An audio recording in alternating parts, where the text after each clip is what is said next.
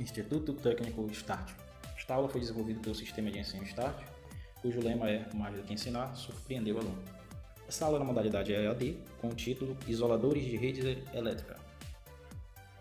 Os isoladores, para fins elétricos, têm a nobre finalidade de isolar eletricamente um corpo condutor de outro corpo qualquer. Na parte elétrica, os isoladores vão isolar o condutor elétrico das estruturas. Aqui eu estou mostrando alguns exemplos. Geralmente essa estrutura vai ser um poste ou uma cruzeta. Nesse exemplo, a gente tem aqui isolador rodana, isolador de ancoragem ou fim de linha, isolador tipo pilar. A gente vai estudar um pouco mais sobre esses isoladores e alguns outros a mais.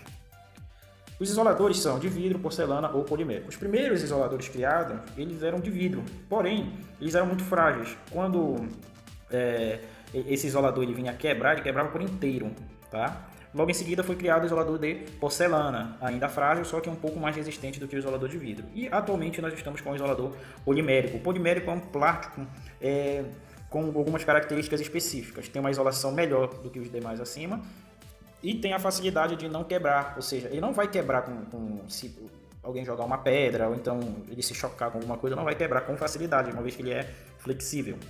Vamos estudar os isoladores passo a passo. Aqui a gente vai mostrar o isolador tipo Rodana. O isolador tipo Rodana ele é utilizado em rede para rede de baixa tensão. Ele é muito utilizado também na parte de telefonia. Tá? Esse isolador ele vai ficar fixado nesse porte por este parafuso aqui embaixo, mas a gente pode fixar ele por outros dispositivos como alças que a gente vai ver mais adiante, tá? São umas cintas. Aqui eu tenho o isolador Rodana, estou mostrando um tipo de isolador aqui, um tipo de porcelana. Aqui eu tenho a estrutura secundária, a gente vai ver que existem outros tipos de estrutura secundária mais adiante. Aqui eu tenho o pino e eu tenho o meu grampo de trava, serve para não cair esse pino aí, é uma trava. Ele fica nesse posicionamento aí, quando a gente for querer retirar esse isolador para uma possível troca, a gente tira o grampo da trava e logo em seguida puxa o pino que o isolador vai sair, tá bom? E aqui é o nosso parafuso cabeça quadrada, que ele é um dos mais utilizados. É sempre importante utilizar esse parafuso com a arruela, para não desgastar o poste, tá? Dados do nosso isolador aqui. Os dados do nosso isolador é o seguinte, ele tem uma tensão, ele suporta uma tensão a seco de 27.000 volts ou 27 kV e, em caso de chuva, 13.8 kV no eixo horizontal e no eixo vertical de lado 10 kV. Tá muito bom, porque geralmente a gente vai utilizar numa rede de no máximo 220 volts aí. É o cabo que ele vai ter que isolar do porte, tá? Algo mais, a minha estrutura secundária pode ser para um isolador, para dois, como mostrado embaixo. Esse para dois é o que é mais utilizado na nossa rede. Eu tenho também para 3 e para 4. Esse para 4 ele não é tão utilizado porque numa possível troca de um isolador fica muito complicado, uma vez que esse eixo, esse pino, para tirar ele, vai ter que retirar quase todos os outros isoladores, fica complicado na hora de uma manutenção. Para eu fixar essa minha estrutura secundária no porte, eu posso usar um parafuso cabeça quadrada. Se por um acaso o porte, essa rede estiver um pouco abaixo, onde eu não vou ter perfuração no porte, aí eu posso usar uma cinta, se for um porte quadrado, que é esse segundo porte, onde está os isoladores, ele é um porte quadrado. É um porte duplo T que a gente chama, vai existir, a gente vai fazer uma aula só sobre porte, sobre estrutura mais adiante. Se o porte for redondo, conforme mostra esse primeiro porte aí, a gente pode usar uma cinta circular para prender essa minha arte aí, essa minha estrutura secundária, tá bom? Aqui é um outro isolador tipo olhal, pimentão, tá? Utilizado em ancoragem de ramal de ligação, tá? 25 kV é a tensão dele a seco e sobre chuva 15 kV. Muito bom também porque a gente vai estar utilizando no máximo 127 volts para isolar. Aqui é o nosso isolador, que é o corpo isolante, aqui é a minha arte com rosca. É importante utilizar, se for no beiral da casa de alvenaria, usar a bucha do respectivo arte de rosca. Se for de madeira, só vai ter que enroscar mesmo. Aqui eu tenho um outro isolador, que é o isolador tipo pilar, já é utilizado em rede de média tensão a alta tensão, tá? São utilizados em rede de 3.8, 23 kV, 34,5 kV, tá? Aqui é o meu isolador. Aqui é o meu pino autotravante. Esse parafuso ele vai ficar para fixar o isolador na cruzeta, mas a gente vai observar isso. Aqui nessa imagem mostra isso. Aqui nós vamos ter a cruzeta, vamos ter o isolador tipo pilar e o pino autotravante, tá bom? É assim que ele vai ficar. E o cabo vai ficar repousado aí em cima do nosso isolador.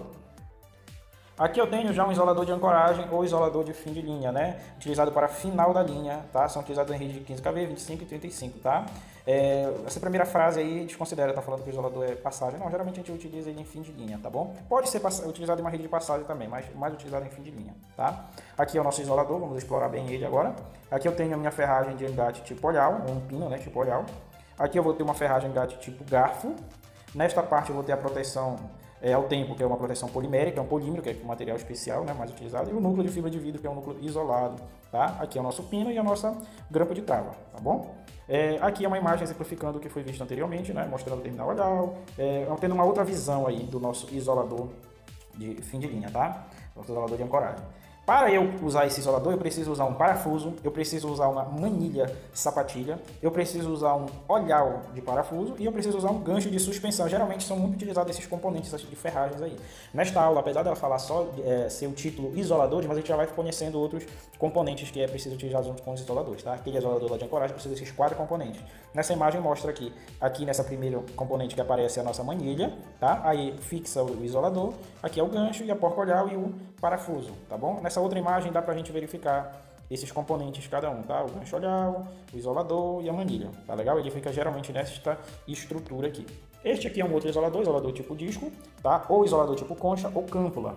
Este isolador é utilizado na rede de alta tensão, pois ele tem a vantagem de a gente associar ele. Conforme tu coloca mais e mais isoladores, ele vai aumentando a sua resistência elétrica e aí eu posso escolher qual é o nível de tensão que eu vou utilizar aí. Lembrando que a função dele é isolar da minha rede. Se eu for verificar ele por dentro, o isolador vai ter a câmpula, que é essa parte primeira que está aparecendo. Eu vou ter um pino, que é condutor, tá? E a câmpula também é um pouco condutora. O cimento é isolante e minha peça de vidro. Lembrando que esse aqui é um isolador de vidro, poderia ser um isolador de porcelana ou polimérico no lugar do vidro aí, tá bom? Associação desse isolador. A gente pode associar ela em série, que é associando deste formato que está aí. Eu aumento a resistência elétrica. Quanto mais isoladores eu colocar neste formato, maior vai ser a resistência elétrica dessa minha estrutura. Ou eu posso associar em paralelo. Aumenta a resistência mecânica, o esforço mecânico. Tem casos onde uma torre está muito afastada da outra torre. Então, se eu fosse colocar só uma fileira, poderia ser que quebrasse o isolador. Então, a gente coloca mais uma outra fileira de isoladores, não para aumentar a resistência elétrica, mas sim para aumentar a resistência mecânica. Parabéns por escolher a Startius. Dúvida 981013586.